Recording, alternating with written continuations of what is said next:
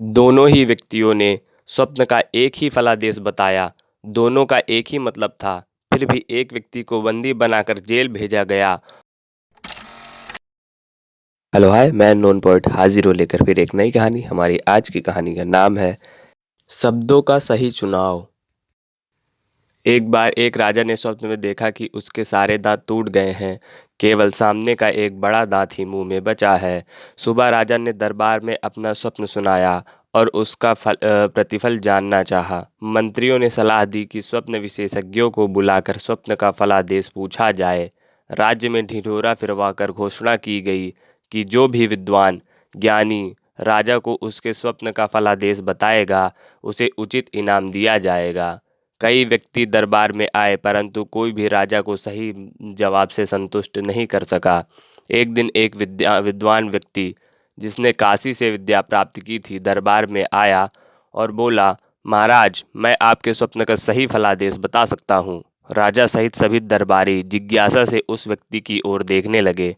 राजा ने अपना स्वप्न सुनाकर कहा, बताइए, मेरे इस स्वप्न का फलादेश क्या है।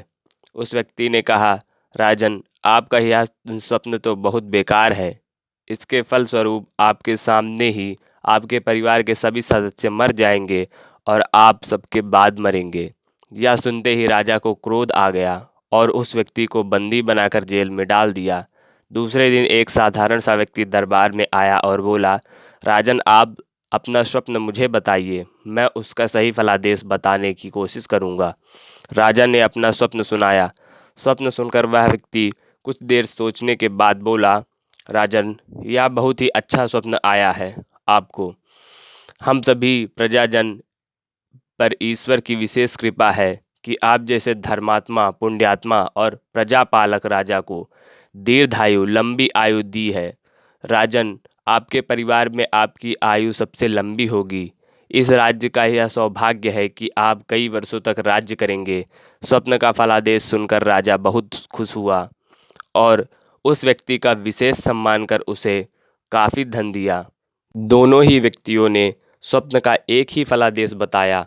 दोनों का एक ही मतलब था, फिर भी एक व्यक्ति को बंदी बनाकर जेल भेजा गया और दूसरे का विशेष सम्मान कर उसे धन दौलत का इनाम मिला। क्यों? क्योंकि एक व्यक्ति ने महान विद्वान होते हुए भी अपने उत्तर और बोलने में उचित शब्दों का प्रयोग नहीं किया, जबकि दूसरे व्यक्ति ने साधारण होते हुए भी अपने उत्तर और बातचीत में उचित और सही शब्दों का प्रयोग किया। इस कहानी का निष्कर्ष, हमारी रोज की बोलचाल, बातचीत और व्यवहार में शब्दों का ही विशेष महत्व होता है।